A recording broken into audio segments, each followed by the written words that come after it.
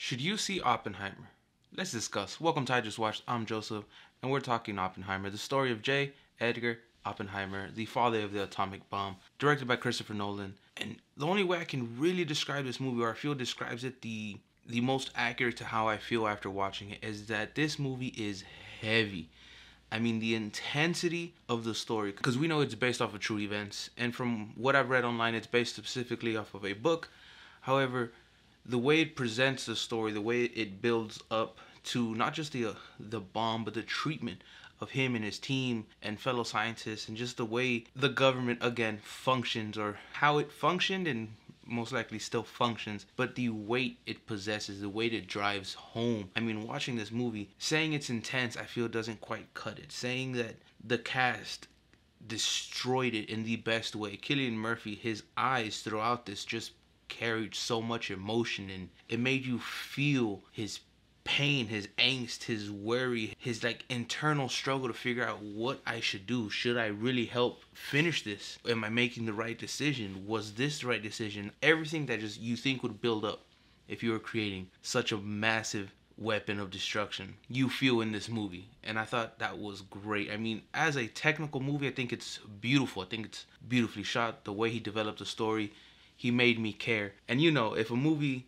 makes me want to do research, it's a huge win. And this movie, without question, makes me want to do research. I want to read the book that it's based on, and I want to do more research. I just want to learn about these people, this Manhattan Project, which, you know, I know as much as your everyday citizen knows. Manhattan Project, atomic bomb, you know, Oppenheimer and blah, blah, blah, and, you know, Hiroshima, Nagasaki. Like, your basic information, that I knew. I want to take a deep dive after watching this movie and see how accurate it really is. And, you know, just to see the slight variations and just try to get to know the characters, know these people, because they're not just characters. They're based off real people.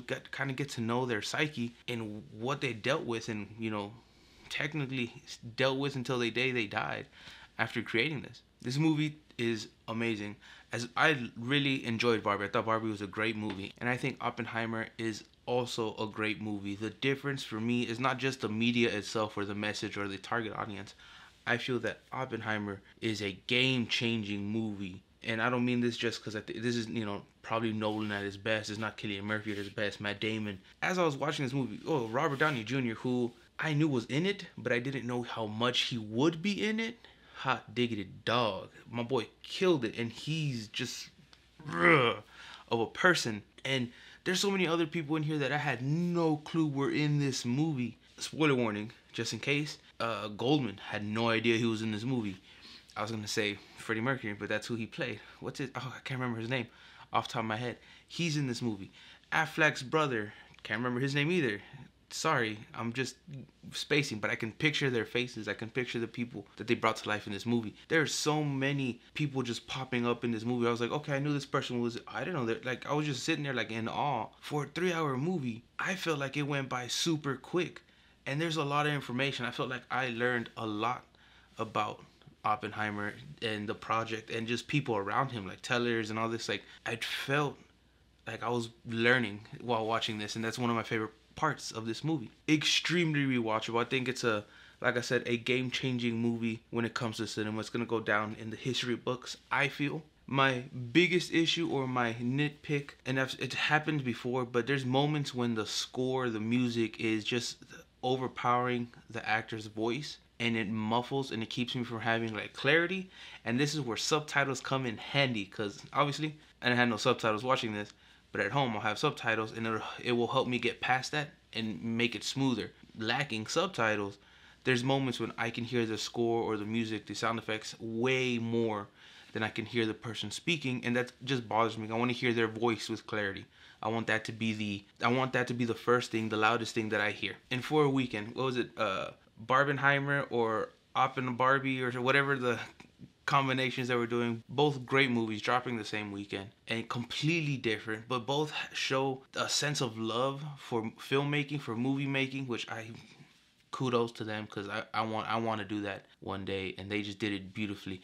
The actors and actresses and the team just bringing these things to life did a great job, and it really comes down to which one would you watch again. And I think they're both rewatchable. I'd watch both of them in theaters again. I probably will watch both of them in theaters again.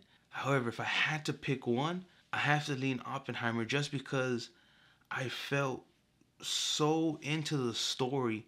The stakes that are presented were like affecting me. It was bringing out those emotions. Both great movies. Oppenheimer, highly recommended, extremely watchable, a fantastic movie, and I'm happy to say I'm gonna see that hell again. And yo, Cillian Murphy, but to see him just carry it and carry it beautifully, I don't know. I love this movie. I'd love to hear your thoughts. How do you feel about it?